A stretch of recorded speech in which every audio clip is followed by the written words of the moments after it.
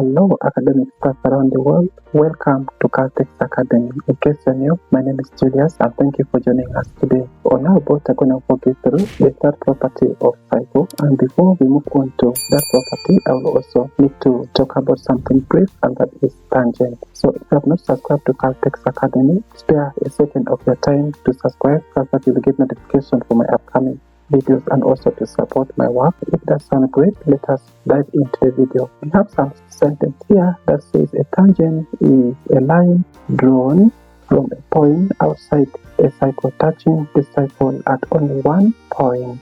A tangent to a cycle always makes an angle of 90 at the point of contact. So we can see the two statements here. One, our tangent AT is touching our cycle at a point. And the second point here is the radius of this cycle meets this tangent AT at point M at right angle. So that is also important to note, where we have O as the center of the cycle, R is the radius of the cycle, and AT is the tangent, where M is the point of intersection of the radius and the tangent. Now from here, let's move on and take a look at property number 3. So the first two properties we learned in video number 1, and the link is in the description below. You can also take your time to watch those first two with the examples illustrated clearly. So with this, let us take a look at property number 3 that says the angle which a tangent makes with the chord at the point of contact is equal to the angle in the alternate segment of the cycle. We talked about segment in our previous video already. Now what does it mean? When you take a look at this angle at Q, that is P, Q and M, it has the same marking here with the angle P, M and A. So this is the alternate segment, and a segment of course is this portion of the cycle. Then this must also be alternate to that. That is why we have beta here with the same color to the beta as QMT and QPM. So this is property number 3.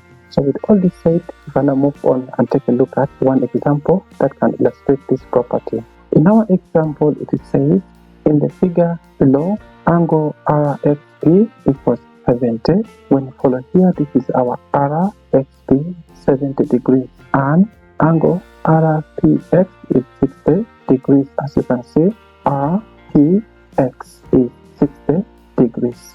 Find the values of alpha. Alpha is here, that is PRX. Then beta is here, that is RX. There's nothing here. Maybe you can give some letter if you wish. Like I think Q is not being used, so you can say even Q to this point, and you say angle RXQ will be beta, and theta is also here, that is angle PXT.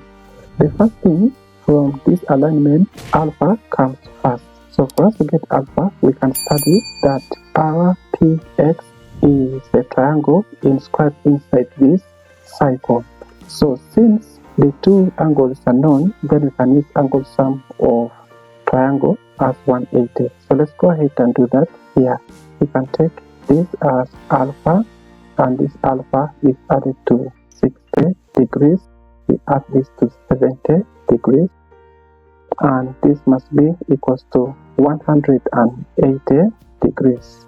So when you sum this together, alpha plus the sum of this is 130. So we're going to put it here, 130 degrees must still give us our 180 degrees. So we can calculate terms, and we have alpha is the same as 180 degrees minus 130 degrees. So when we subtract that, we'll get 50 degrees, and that is the angle at this point PRX.